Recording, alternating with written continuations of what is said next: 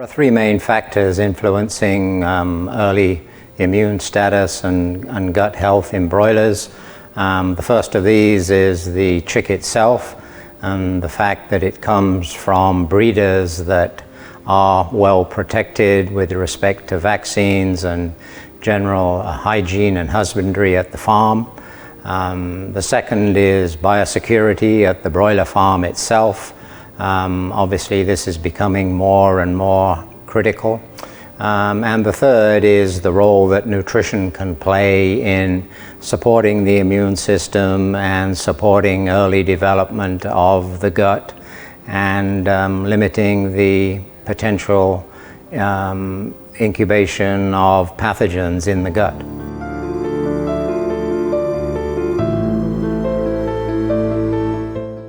It was about 16 years ago.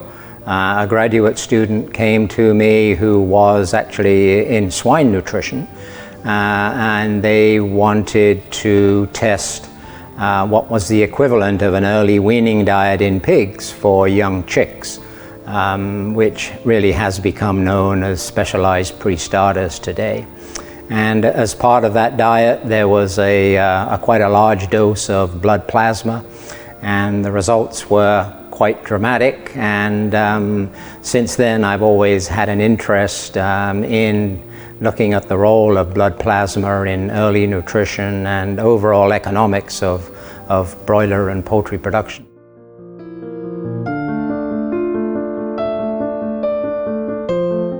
Definitely seems to be an immune modulator, which is a very difficult thing to measure. At the farm level, we see that in terms of feed efficiency. So there is a very practical way of indirectly measuring it. Whenever we feed plasma, we see an improvement of around 5 points of feed conversion.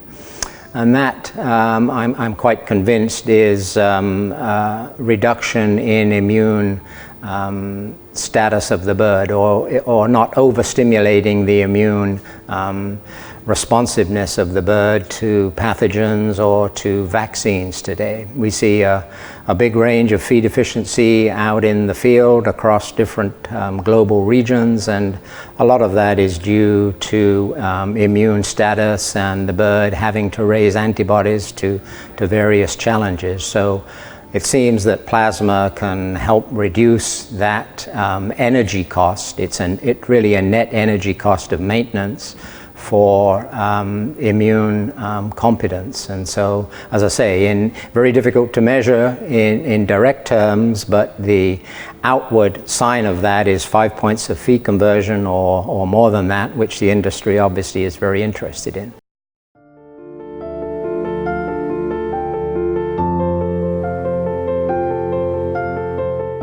It is a highly digestible source of protein and amino acids, so it plays a minor role in replacing soybean meal in birds under 10 days of age, which is an important factor today. But the response you see to plasma goes way beyond there being a simple improvement in digestible amino acids. So it is this.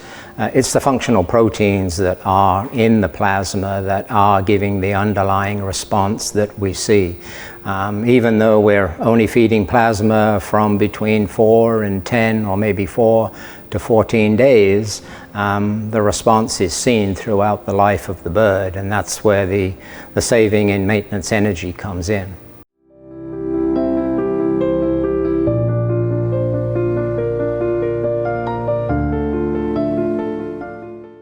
In generally healthy birds, the main one is going to be feed efficiency. In all birds it will be feed efficiency. But in birds that are generally healthy and have good immune status, generally good gut health, then we still see the response in terms of feed conversion.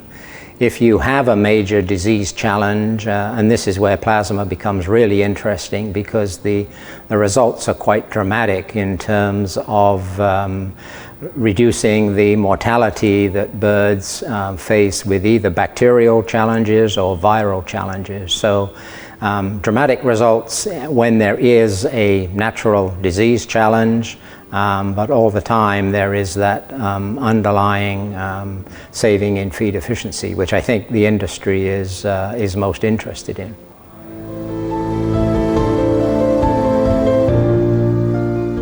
It's very well established in animal nutrition. If you feed cats and dogs, you're buying cat and dog food, especially cat food, there's likely to be plasma in there.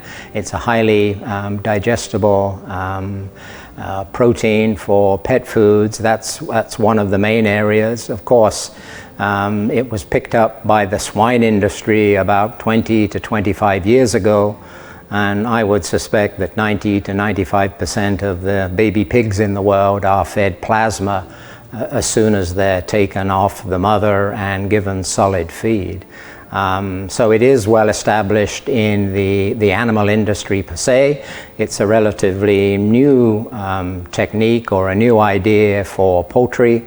And the industry is relatively conservative in general terms, so it takes a few years for new ideas to be accepted. But we're seeing acceptance now, and so I think there's a role moving forward, especially as we rely less and less on antibiotics and other pharmacological agents used to support health, that we have used to support health in broilers.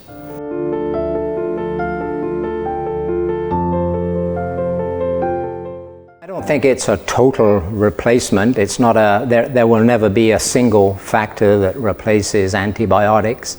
It will obviously be a multifaceted approach. I think plasma, for the first 10 days has quite dramatic effects on gut health, but it's along with other factors, and it's interesting that they are synergistic.